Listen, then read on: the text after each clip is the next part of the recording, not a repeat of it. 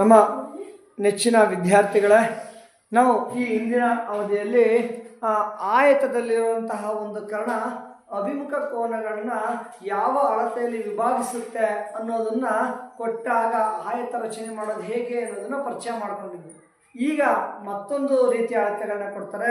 ಏನು ಕೊಡ್ತಾರೆ ಅಂದರೆ ಆಯತದ ಒಂದು ಬಾಹುವಿನ ಅಳತೆ ಕೊಡ್ತಾರೆ, ಹಾಗೆ ಒಂದು ಕರ್ಣದ ಅಳತೆಯನ್ನು ಕೊಡ್ತಾರೆ, ಕರ್ಣದ ಉದ್ದವನ್ನು ಕೊಡ್ತಾರೆ. ಕೊಟ್ಟಾಗ ಆಯತವನ್ನು ರಚನೆ ಮಾಡಿ ಅಂತ ಹೇಳ್ತಾರೆ. ರಚನೆ ಮಾಡೋಣ. ಏನು ಕರ್ಣ ಅಂದರೆ ಈಗ ಇಲ್ಲೊಂದು ಆಯತ ಇದೆ, ಇಲ್ಲೊಂದು ಆಯತ ಇದೆ. ಅಭಿಮುಖ ಶೃಂಗಾರ ಸೇರಿಸಿದಾಗ ದೊರೆಯುವಂತಹ ಗೆರೆ ಯಾವ್ಯಾವ್ದು ಮೇಲೆ ಅಭಿಮುಖ ಶೃಂಗಾರ ಮತ್ತೆ ಇವೆರಡನ್ನ ಸೇರಿಸಿದಾಗ ದೊರೆಯ ರೇಖೆ ಇದೆಯಲ್ಲ, ಇದು ಕರ್ಣ ಅಂತೀವಿ. ಆಮೇಲೆ ಕ್ಯೂ ಮತ್ತೆ ಎಸ್ ಇವು ಸೇರಿಸಿದಾಗ ದೊರೆಯುವಂತಹ ಈ ರೇಖೆಗೆ ನಾವು ಕರ್ಣ ಅಂತ ಹೇಳ್ತೇವೆ. ಸೊ ಈಗ ಒಂದು ಆಯತವನ್ನು ರಚನೆ ಮಾಡ್ಬೇಕಂತೆ ಹೇಗಿರ್ಬೇಕಪ್ಪ ಅಂದ್ರೆ ಬಾಹುವಿನ ಉದ್ದ 5 ಸೆಂಟಿಮೀಟರ್ ಮತ್ತು ಒಂದು ಕರ್ಣದ ಉದ್ದ 9 ಸೆಂಟಿಮೀಟರ್ ಇರುವಂತೆ ಒಂದು ಆಯತವನ್ನು ರಚಿಸಿ ಅಂತ ಹೇಳ್ತಾರೆ. ಶುರು ಮಾಡೋಣವೇ?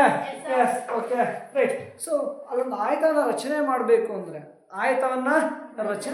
ಅಂದ್ರೆ ಮೊದಲೇನು ಮಾಡಬೇಕು? ಮೊದಲು ನಾವೊಂದು ಕರಡು ಚಿತ್ರವನ್ನ, ಕಚ್ಚಾ ಚಿತ್ರವನ್ನ, ಬ್ಲೂ ಪ್ರಿಂಟ್ನ ಹಾಕೋಬೇಕು. ಹಾಕೊಳ್ಳೋಣ?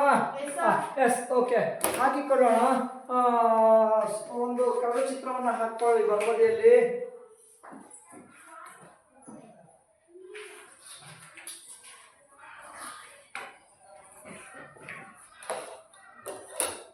ಓಕೆ, ಇಲ್ಲಿ ನಿಖರವಾದ ಅಳತೆ ತಗೊಂಡ್ಬಿಡೋದ? ಬೇಡ, ಇಲ್ಲ ನಿಖರವಾದ ಅಳತೆ ತಗೊಂಡ್ಬಿಡ. ಕರಡು ಚಿತ್ರ ಇದು.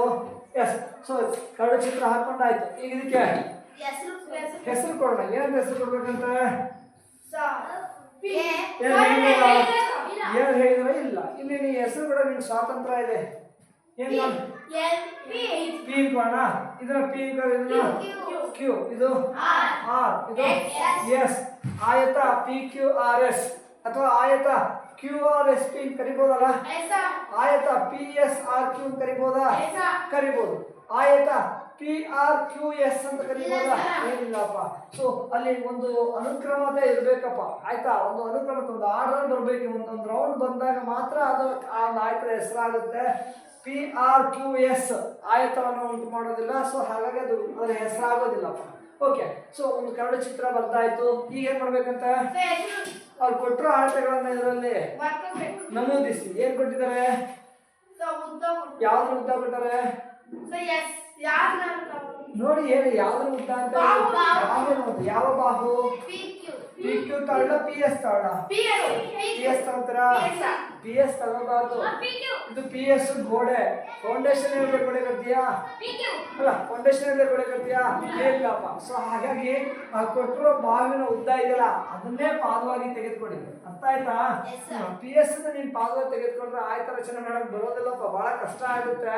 ಹಾಗಾಗಿ ನನಗೆ ಮನೆ ಕಟ್ತಾ ಇದ್ದೀನಿ, ಫೌಂಡೇಶನ್ ಹಾಕೋಬೇಕು. ಹಾಗಾಗಿ ಇದನ್ನೇ ಪಾದವಾಗಿ ತೆಗೆದುಕೊಂಡ್ಬಿಡು. ಆಯ್ತಾ? ಮತ್ತೇನ್ ಕೊಟ್ಟವ್ರೆ? ಒಂದು ಕರ್ಣದ ಉದ್ದ ಕೊಟ್ಟಿದ್ದಾರೆ. ಯಾವ್ದನ್ನ ಕರ್ಣವನ್ನ ಮಾಡ್ಕೋತೀರಾ? P R ತಗೋತೀರಾ? ನಿಮ್ ಇಷ್ಟ. ಪಿ ಆರ್ ಅನ್ನ ಕರ್ಣವಾಗಿ ಮಾಡ್ಕೊಳ್ಳಿ, ಕ್ಯೂ ಎಸ್ ಅನ್ನ ಕರ್ಣವಾಗಿ ಮಾಡ್ಕೊಳ್ಳಿ. ಯಾವ್ದು ತೆಗೆದುಕೊಳ್ಳೋ ತಪ್ಪೇನಾಗಲ್ಲ. ಪಿ ಆರ್ ತೆಗೆದುಕೊಳ್ಳೋಣ? ಸರಿಯಪ್ಪ. ಪಿ ಆರ್ ಅನ್ನ ಒಂದು ಕರ್ಣವನ್ನ ಹೇಳ್ಕೊಂಡೆ. ಎಷ್ಟು ಉದ್ದ ಇದೆ ಅಂತ? ಇದು 9 ಸೆಂಟಿಮೀಟರ್ ಉದ್ದ ಇದೆ ಅಂತ. ಓಕೆ, ಸರಿಯಪ್ಪ. ಇನ್ನೇನು ಕೊಟ್ಟಿದ್ದಾರೆ? ಅಷ್ಟೇ ಅಲ್ಲ. ಸೊ ಈ ಮಾಹಿತಿಗೆ ಅನುಗುಣವಾಗಿ, ಅಳತೆಗೆ ಅನುಗುಣವಾಗಿ ಒಂದು ಆಯತ ರಚನೆ ಮಾಡಿ ಹೇಳ್ತಾರೆ. ರಚನೆ ಮಾಡೋಣ? S, okay. ಸೊ ಫಸ್ಟ್ ಏನ್ ಮಾಡೋಣ? ಒಂದು ಪಾದವನ್ನು ಹೇಳ್ಕೊಳ್ಳೋಣ. ಯಾವ್ದು ಪಾದ? ಪೀಕ್. ಎಷ್ಟುದ್ದ ಇದೆ? 5 ಸೆಂಟಿಮೀಟರ್ ಇದೆ.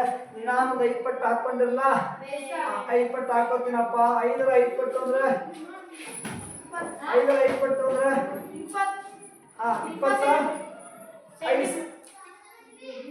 25 ಸೆಂಟಿಮೀಟರ್ ಅಲ್ಲ? ಒಂದು ನಿಮಿಷ.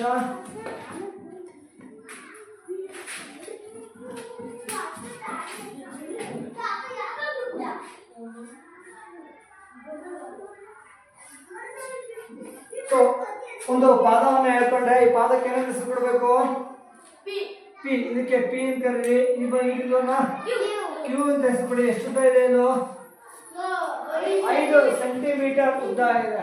ಸೊ ಆಯತದ ಪಾದವನ್ನ ಎಳೆದಾಯ್ತಪ್ಪ, ಫೌಂಡೇಶನ್ ಹಾಕಾಯ್ತು, ಈ ಗೋಡೆ ಎತ್ಬೋದಲ್ಲ. ಆಯತವನ್ನ ರಚನೆ ಮಾಡೋಕೆ ಎಷ್ಟು ಶೃಂಗಗಳ ಅವಶ್ಯಕತೆ ಇದೆ? 4 ಶೃಂಗಗಳ ಅವಶ್ಯಕತೆ ಇದೆ. ನನಗೆ ಇಲ್ಲಿ ಎಷ್ಟು ಶೃಂಗಗಳು ಸಿಕ್ಕಿದೀಗ? 2 ಶೃಂಗಗಳು ಸಿಕ್ಕಿದೆ. ಒಂದು ಪಿ, ಇನ್ಯಾವ್ಯಾವ ಬೇಕು ನನಗೆ? ಆರ್ ಬೇಕು, ಎಸ್ ಬೇಕು. ಆರ್ ಎಲ್ಲಿದೆ? ಕ್ಯೂ ಇಲ್ಲಿ ಎಷ್ಟು ನೇರದಲ್ಲಿ? 90 ನೇರದಲ್ಲಿ. ಎಸ್ ಎಲ್ಲಿದೆ? ಪಿ ಇಂದ 90 ನೇರದಲ್ಲಿದೆ. ಹೌದಲ್ಲಮ್ಮ? ಸೊ ಹಾಗಾಗಿ ಏನ್ ಮಾಡೋಣ ಈಗ? ಕ್ಯೂ ಇಂದ ಏನ್ ಮಾಡ್ಲಿ? 90 ಡಿಗ್ರಿ ನೇರ ಅಂದ್ರೆ ಏನ್ ಬೇಕು? ಕೋನಮಾಪಕ ತಗೊಳ್ಳಿ. ಕೋನಮಾಪಕ ತೆಗೆದುಕೊಂಡು ಕ್ಯೂ ಇಂದ ಏನ್ ಮಾಡೋಣ? ಕ್ಯೂ ಇಂದ ಒಂದು ಕೋನ ರಚನೆ ಮಾಡೋಣ. ಕ್ಯೂ ನನಗೆ ರೇಖೆ ಯಾವ ಬದಿಯಲ್ಲಿದೆ? ಬಲಬದಿ. ಯಾವ ಕಡೆ ನಿಲ್ಲಿಸಬೇಕು? ಯಾವ ಕಡೆಯಿಂದ? ಎಡಗಡೆಯಿಂದ ಎಣಿಸಿ. 0, 10, 20, 30, 40, 50, 60, 70, 80, 90. ಆಯ್ತಾ? ಸೊ 90 ಡಿಗ್ರಿ ಒಂದು ಬಿಂದು ಇಟ್ಕೊಂಡೆ. ಏನ್ ಮಾಡೋಣ ಇದನ್ನ? ಏನ್ ಮಾಡ್ಲಿ? ಏನ್ ಮಾಡೋಣ? 90 ಡಿಗ್ರಿ ನೇರವಾಗಿರೋ ಆ ಬಿಂದುವನ್ನ ಕ್ಯೂ ಜೊತೆಗೆ ಸೇರಿಸ್ಬಿಡಿ. ಕ್ಯೂ ಜೊತೆಗೆ ಅದನ್ನ ಸೇರಿಸ್ಬಿಡಿ. ಸೇರಿಸ್ತಾ ಇದೀನಿ. 90 ಡಿಗ್ರಿ ಇದೆ ಇದು. ಸಿಕ್ತಾ? ಆರ್ ಎಲ್ಲಿದೆ ಅಂತ? ಇಲ್ಲಪ್ಪ, ಆರ್ ಎಲ್ಲಿದೆ ಅಂತ ಸಿಕ್ಕಿಲ್ಲ. ನೇರ ಒಂದು ಸಿಕ್ಕಿದೆ. ಈಗ ಏನ್ ಮಾಡ್ಲಿ? ಈಗ ಏನ್ ಮಾಡೋಣ?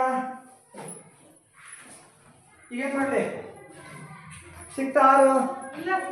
ಆರ್ ಸಿಕ್ಕಿಲ್ಲಪ್ಪ. ಈಗ ಎಷ್ಟು ಹುಡುಕ ಪ್ರಯತ್ನ ಮಾಡ್ಬೋದಲ್ಲ? ಎಲ್ಲಿದೆ ಎಸ್? ಪಿ ಇಂದ 90 ಡಿಗ್ರಿ ನೇರ.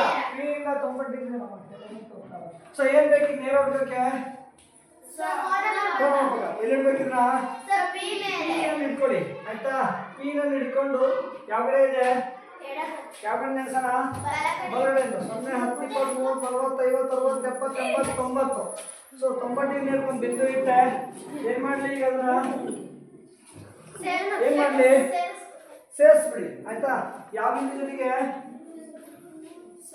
ಪಿ ಜೊತೆ ಸೇರಿಸಿ. ಓಕೆ. ಪಿ ಜೊತೆ ಸೇರಿಸಿ. ಸಿಕ್ತಾ ಎಸ್ ಬಿಂದು?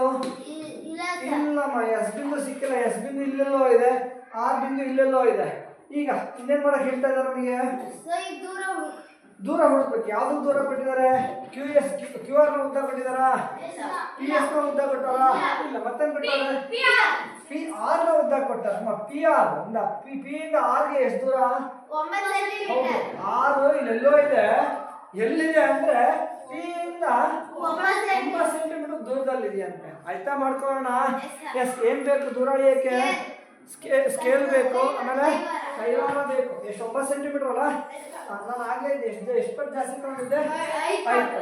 ಇದನ್ನ 5 ಪಟ್ಟು ಜಾಸ್ತಿ ತಗೊಂಡ್ಕೊಳ್ತೀನಿ. 9ರ 5 ಪಟ್ಟು ಅಂದ್ರೆ 9ರ 5 ಪಟ್ಟು ಯಾವ ಮೂಲಕ? ಗುಣಾಕಾರ. 95 45. ನೋಡಿ, 9ರ 5 ಪಟ್ಟು 45 ಸೆಂಟಿಮೀಟರ್ ಆಗುತ್ತೆ. ಆಯ್ತಾ? ಸೊ ಈಗ ಎಲ್ಲಿಡಬೇಕಿನ್ನ? ಪಿ ನಲ್ಲಿ ಇಟ್ಕೋಬೇಕು. ಪಿ ಏನ್ ಮಾಡ್ಲಿ? 9 ಸೆಂಟಿಮೀಟರ್ ದೂರದಾಗಿರೋ ಬಿಂದುನೆಲ್ಲ ಸೇರಿಸ್ತಾ ಬರ್ಬೇಕು. ಸಮ ದೂರದಾಗ ಎಲ್ಲಾ ಬಿಂದು ಸೇರಿಸಿದಾಗ ಏನ್ ಸಿಗುತ್ತೆ? ವೃತ್ತ ಸಿಗುತ್ತೆ. ಪೂರ್ತಿ ವೃತ್ತ ಆಗ್ಲಾ? ಬೇಡ, ವೃತ್ತದ ಒಂದು ಭಾಗ ಹಾಕಿ. ಏನಂತ ಅದಕ್ಕೆ? ಕಂಸ ಹಾಕಿ. ಎಲ್ಲಿ ಹಾಕ್ಬೇಕು ಕಂಸನ? ಯಾವ್ದನ್ನ? ಪಿ ಇಂದ ಹೋಗಿರೋ ನಂಬರ್, ಕ್ಯೂ ಇಂದ ಹೋಗಿರೋ ನಂಬರ್? ಪಿ. ನೋಡಿ, ಈಗ ಆರ್ ಬಿಂದು ಹುಡುಕ್ತಾ ಇದೀನಿ. ಆರ್ ಎಲ್ಲಿದೆ ಅಂದ್ರೆ ಪಿ ಇಂದ 9 ಸೆಂಟಿಮೀಟರ್ ದೂರದಲ್ಲಿ, ಕ್ಯೂ ಇಂದ 90 ಡಿಗ್ರಿ ನೇರದಲ್ಲಿ. ಅಂದ್ರೆ ಈ ರೇಖೆಯನ್ನ ಈ ರೇಖೆನ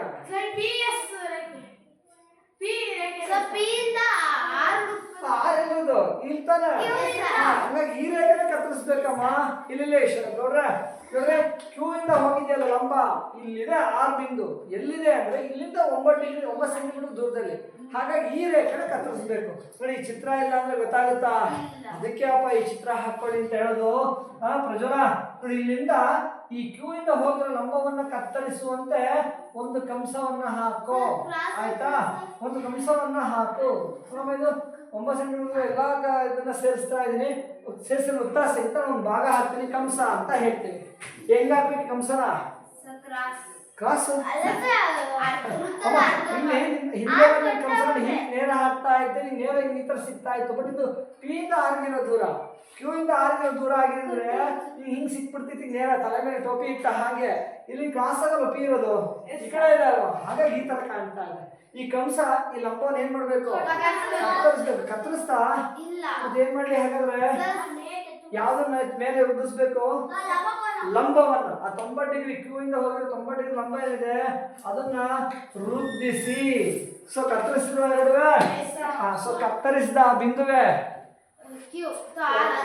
ಯಾವ ಬಿಂದು? ಆರ್. ಓಕೆ ರೈಟ್, ಸರಿಯಪ್ಪ. ಸೊ ಈಗ ಏನ್ ಮಾಡ್ಲಿ? ಪಿ ಮತ್ತೆ ಆರ್ ನ ಸೇರಿಸ್ಬೇಕು. ಈ ಪಿ ಮತ್ತೆ ಆರ್ ನ ಸೇರಿಸಿ, ಆಯ್ತಾ? ಸೊ ಪಿ ಮತ್ತೆ ಆರ್ ನ ಸೇರಿಸ್ತಾ ಇದ್ದೀನಿ. ಸೇರಿಸಿದೆ ಅಲ್ವಾ? ಸಿಕ್ತಾ? ಎಷ್ಟು ಉದ್ದ ಇದೆ ಇದು? 9 ಸೆಂಟಿಮೀಟರ್ ದೂರ ಉದ್ದ ಇದೆಯಪ್ಪ. ಸೊ ಈಗ ಎಲ್ಲಿ ಎಷ್ಟು ಎಲ್ಲಿದೆ? ಎಸ್ 90 ನೇರ ಇಲ್ಲೆಲ್ಲ ಬರುತ್ತೆ. ಎಲ್ಲಿ ಬರುತ್ತೆ?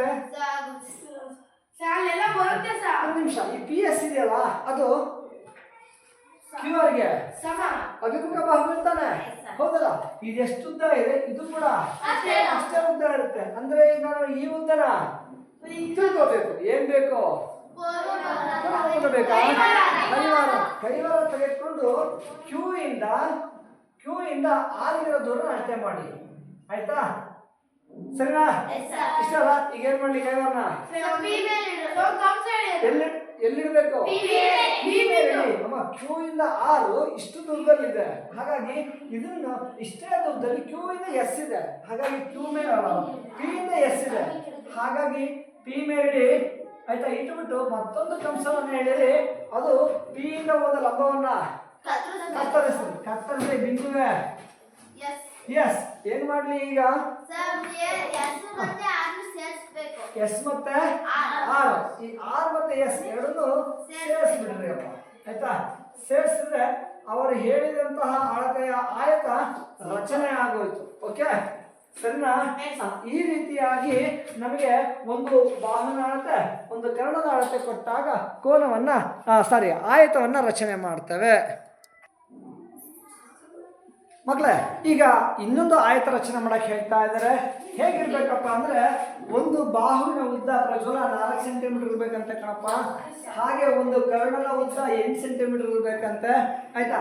ಹಾಗೆ ಇರುವಂತೆ ಒಂದು ಆಯತ ರಚಿಸುವಂತಾರೆ. ಏನ್ ಮಾಡ್ಲಿ? ಫಸ್ಟ್ ಮೊದಲು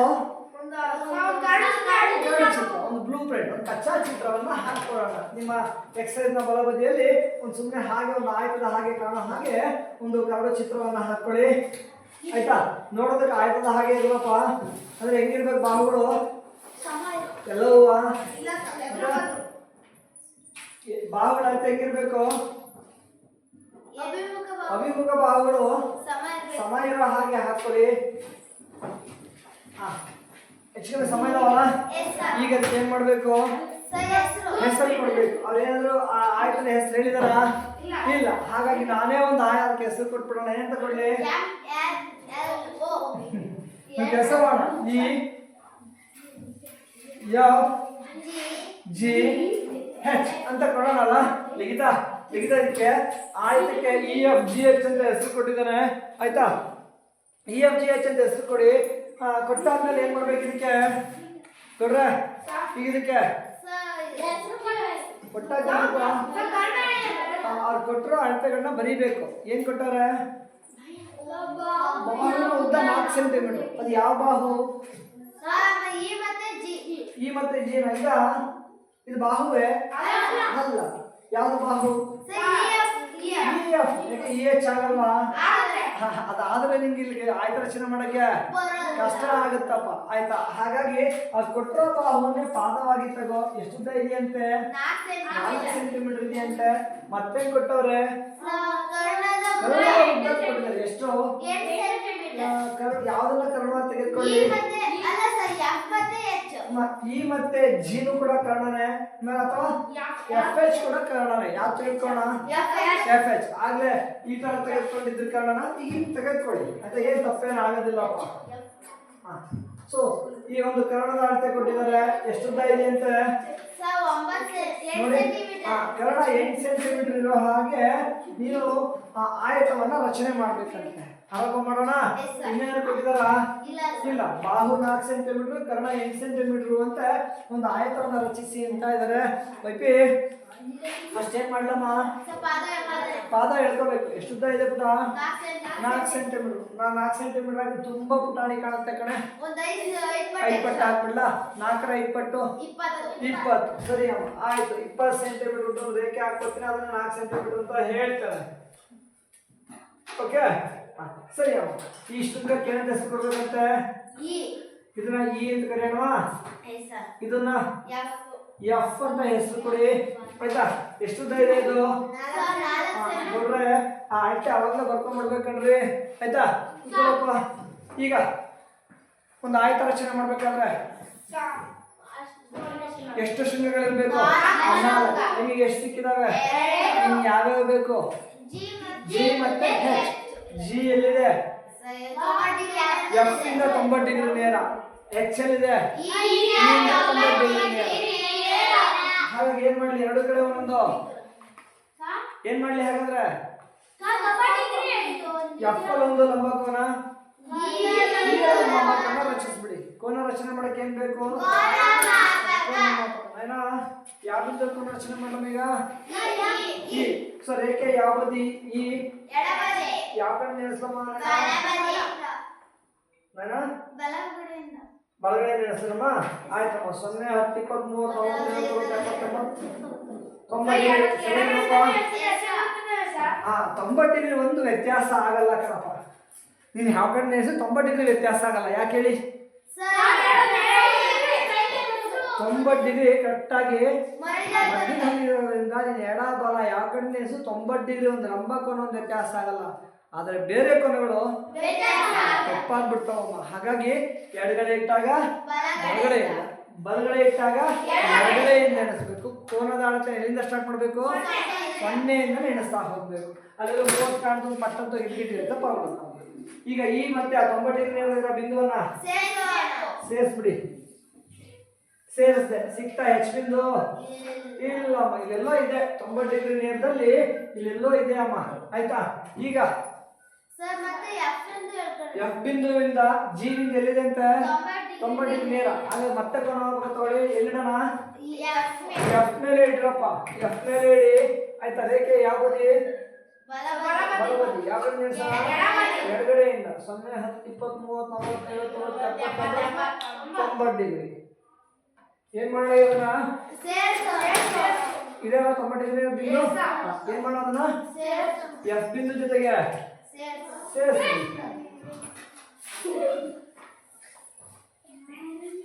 ಎಫ್ ಬಿಂದು ಜೊತೆ ಸೇರಿಸಿದೆ. ಎಷ್ಟಿದೆ ಇದು? 90 ಡಿಗ್ರಿ. ಓಕೆ. ಸೊ ಲಂಬಕೋನಗಳನ್ನು ರಚನೆ ಮಾಡಿದೆ. ಸಿಕ್ತಾ ಜಿ? ಸಿಕ್ತಾ ಹೆಚ್? ಎಲ್ಲಿದೆ? ಏನು ಹುಡ್ಕೋದು ಈಗ? ಯಾವ ಹುಡ್ಕೋಣ? ಹೆಚ್ ಹುಡ್ಕೋಣ? ಜಿ ಹುಡ್ಕೋಣ? ಜಿ ಸಿಗಲ್ಲ. ನಿಮ್ಗೆ ಜಿ ಸಿಗಲ್ಲ. ಯಾರು ಸಿಗ್ತಾರೆ? ಹೆಚ್ ಸಿಗ್ತಾರೆ. ಜಿ ಸಿಗಕ್ಕೆ ಅಳತೆ ಬೇಕಲ್ಲ. ನಿಂಗೆ ಎಫ್ ಜಿ ಹೋಗಿರೋ ಅಳತೆ ಗೊತ್ತಿರ್ಬೇಕಲ್ಲ. ಗೊತ್ತಿದ್ಯಾ? ಇಲ್ಲ. ಸೊ ಬಟ್ ಯಾವ್ದು ಗೊತ್ತು? ಹೆಚ್ ಮತ್ತೆ ಇಲ್ಲ, ಅದು ಗೊತ್ತಿಲ್ಲ. ಹೆಚ್ ಮತ್ತೆ ಎಫ್ ನಡುವೆ ಇರೋ ದೂರ ಗೊತ್ತು. ಈ ಎರಡು ಬಿಂದುಗಳಿಗೆ ಎಷ್ಟು ದೂರ? 8 ಸೆಂಟಿಮೀಟರ್. ಅದನ್ನ ಅಳಿಯಕ್ಕೆ ಏನ್ ಬೇಕು? ಕೈವಾರ ಬೇಕು. ಕೈವಾರ ತಗೊಳ್ಳಿ. ಕೈವಾರ ತಗೊಂಡು ನೀವೆಲ್ಲರೂ 8 ಸೆಂಟಿಮೀಟರ್ ಅಳತೆ ಮಾಡ್ಕೊಳ್ಳಿ. ನಾನೆಷ್ಟು ಅಳತೆ ಮಾಡ್ಕೊಳ್ಳೋದು? ಎಷ್ಟು ಪಟ್ಟು ದೊಡ್ಡದಾಗಿದೆ? 4 ಪಟ್ಟು. ಅಂದ್ರೆ 8 ಸೆಂಟಿಮೀಟರ್ 4 ಪಟ್ಟು. 8 4 ಹೆಣ್ಣಾಗ್ಲಿ ಮಹಾಲಕ್ಷ್ಮಿ, ಹೆಣ್ಣಾಗ್ಲಿ 32 ಕಣವ. ಅದೇ ಗುಂಗಲ್ಲಿ ಹುಡುಗಿ. ಆಯ್ತಾ? ಸೊ 8 ಸೆಂಟಿಮೀಟರ್ ಅಳತೆ ಮಾಡ್ಕೊಂಡೆ. ಈಗ ಎಲ್ಲಿಡ್ಬೇಕು? ಎಲ್ಲಿ? ಈ ಬಿಂದು ಮೇಲೆ, ಎಫ್ ಬಿಂದು ಮೇಲೆ. ಹೌದು, ಈ 8 ಸೆಂಟಿಮೀಟರ್ ಏನಿದೆ ಹೆಚ್ ಬಿಂದು ಏನಿದೆ ಎಫ್ ಇಂದ 8 ಸೆಂಟಿಮೀಟರ್ ದೂರದಲ್ಲಿರೋದು. ಹಂಗಾಗಿ ಎಲ್ಲಿಡ್ಬೇಕು? ಎಫ್ ಮೇಲೆ ಇಡಬೇಕು. ಎಫ್ ಮೇಲೆ ಇಟ್ಟು ಏನ್ ಮಾಡ್ಲಿ? ಒಂದು ಕಂಸ ಹೇಳಿ, ಆ ಕಂಸ ಲಂಬವನ್ನು ಕತ್ತರಿಸ್ಬೇಕು. ಯಾವ ಲಂಬ? ಇ ಇಂದ ಹೋಗಿರೋದ ಎಫ್ ಇಂದ ಹೋಗಿರೋದ? ಯಾಕೆಂದ್ರೆ ಹೆಚ್ಚಿರೋದು ಇ ಇಂದ 90 ಡಿಗ್ರಿ ನೇರದಲ್ಲಿ, ಹೌದಲ್ವಾ? ಸೊ ಹಾಗಾಗಿ ಎಫ್ ನ ಮೇಲೆ ಇಡಿ. ಎಫ್ ನ ಮೇಲೆ ಇಟ್ಟು ಇದು ಈ ಲಂಬವನ್ನ ಕತ್ತರಿಸುವ ಹಾಗೆ ಒಂದು ಕಂಸ ಹಾಕಿ ಕತ್ತರಿಸ್ತವ. ಈ ಬಿಂದುವೆ ಯಾವ್ದು? ಎಚ್ ಬಿಂದು. ಈಗ ಏನ್ ಮಾಡೋಣ?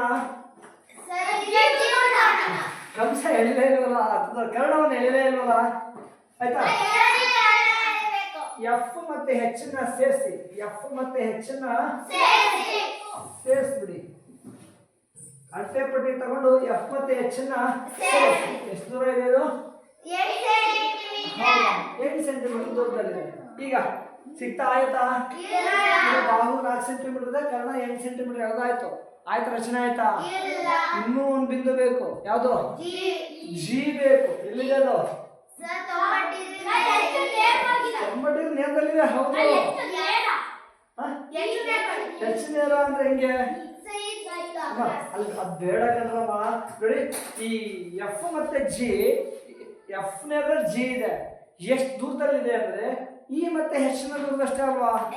ಇವೆರಡು ಸಮತಾನೆ. ಈಗ ಇವೆರಡು ದೂರ ನಿಮ್ಗೆ ಗೊತ್ತಾ ಇಲ್ವಾ? ಗೊತ್ತು, ಹೌದಲ್ವಾ? ಇಷ್ಟೇ ದೂರದಲ್ಲಿ ಜಿ ಇದೆ. ಹಾಗಾಗಿ ಈ ದೂರವನ್ನ ಅಳತೆ ಮಾಡ್ಕೊಳ್ಳಿ. ಕೆಲವು ಡಿಗ್ರಿ ವ್ಯತ್ಯಾಸ ಆಗ್ಬೋದು, ಕೆಲವು ಮಿಲಿಮೀಟರ್ನಷ್ಟು ಅಳತೆ ವ್ಯತ್ಯಾಸ ಬರ್ಬೋದು. ಹಾಗಾಗಿ ಹಿಂಗೆ ನೇರವಾಗಿ ಹಾಕಕ್ಕೆ ಹೋಗ್ಬೇಡ, ಆಯ್ತಾ? ಇಲ್ಲಿ ಎರಡು ಬಿಂದುಗಳು ಎಷ್ಟು ದೂರದಲ್ಲಿದಾವೋ ಅಷ್ಟೇ ದೂರದಲ್ಲಿ ಹೇಳಿರುತ್ತೆ ತಾನೆ, ಹೌದಲ್ವಾ? ಇ ಎಚ್ ಎಫ್ ಜಿಗೆ ಸಮ ತಾನೆ. ಹಾಗಾಗಿ ಇ ಎಚ್ ನ ಅಳತೆ ಗೊತ್ತಲ್ಲ, ಈಗ ಅಳತೆ ಮಾಡ್ಕೋಬೋದಲ್ಲ. ಏನ್ ಬೇಕು? ಕೈವಾರ ತಗೊಳ್ಳಿ.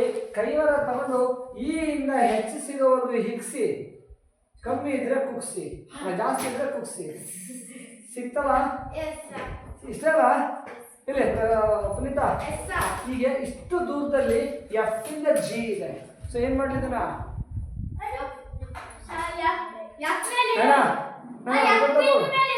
ಹೌದು, ಎಫ್ ಅನ್ನ ಕೇಂದ್ರವಾಗಿ ಇಟ್ಕೊಂಡು ಎಫ್ ನ ಮೇಲೆ ಇಟ್ಟು ಮತ್ತೊಂದು ಕಂಸವನ್ನ ಹೇಳಿತಾಯಿ, ಆಯ್ತಾ? ಸೊ ಆ ಕಂಸ ಈ ಲಂಬವನ್ನ ಕತ್ತರಿಸಿ ಬಿಂದುವೆ ಜಿ. ಸೊ ಈಗ ಏನ್ ಮಾಡ್ಲಿ? ಯಾವಾಗ ಸೇರಿಸ್ಬೇಕು? ಹೌದು, ಜಿ ಮತ್ತೆ ಹೆಚ್ ಎರಡೂ ಕೂಡ ಸೇರಿಸ್ಲಿ. ಆಯ್ತಾ? ರಚನೆ ಆಯ್ತಾ ಇಲ್ವಾ? ರಚನೆ ಆಯ್ತು. ಹೀಗೆ ಆಯತದ ಒಂದು ಬಾಹು ಒಂದು ಕರ್ಣದ ಅಳತೆಯನ್ನ ಕೊಟ್ಟಾಗ ಆಯತವನ್ನು ಈ ರೀತಿ ರಚಿಸ್ತೇವೆ. ರಚನೆ ಮಾಡ್ಬೋದಾ? ಮಾಡ್ತೀರಾ? ಓಕೆ.